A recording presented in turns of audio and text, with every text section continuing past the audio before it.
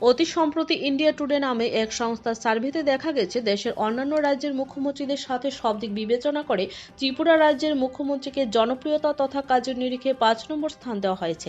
স্বাভাবিক কারণে এই খবর রাজ্যে এসে পৌঁছানোর পর একটা অংশের সাধারণ মানুষ সহ বিজেপি দলের বিভিন্ন স্তরের কার্যকর্তাদের মধ্যে খুশির আহ্ব পরিলক্ষিত হয়। এই আহ্বে আজ বিজেপি দলের বরদোয়ালি মণ্ডলের উদ্যোগে মুখ্যমন্ত্রী প্রফেসর ডক্টর মানিক সাহাকে সংবর্ধনা প্রদান করা হয় এবং শুভেচ্ছা জানানো হয়।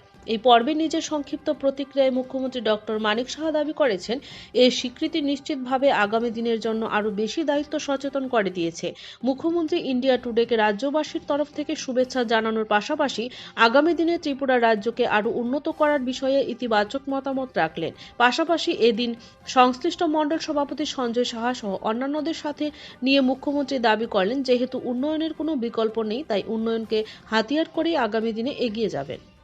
দেখুন, আমাকে ফিফথ পজিশনে রেখেছে, আমিও দেখেছি কালকে এটা কিভাবে হয়েছে। আমি শুনলাম যে তারা বোধহয় একটা সমীক্ষা করেছে ওই ইন্ডিয়া টুডে, সেই সমীক্ষায় আমাকে ফিফথ পজিশন রেখেছে।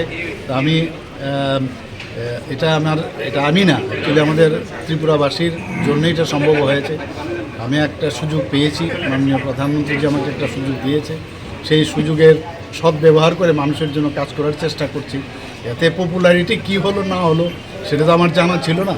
তো যাই হোক, আমি ত্রিপুরার বাসীর হয়ে আমি ইন্ডিয়া টুডেকে আমি ধন্যবাদ দিতে চাই যে আমাকে এই জায়গায় ওনারা রেখেছে। আগামী দিনে আরও কী কী কর্মসূচি মানে রাজ্যবাসীর জন্য থাকবে? রাজ্যবাসীর জন্য তো করতেই হবে, আমাদের মানে যে জায়গায় খামতি আছে সেই জায়গায় আমাদের পৌঁছতে হবে।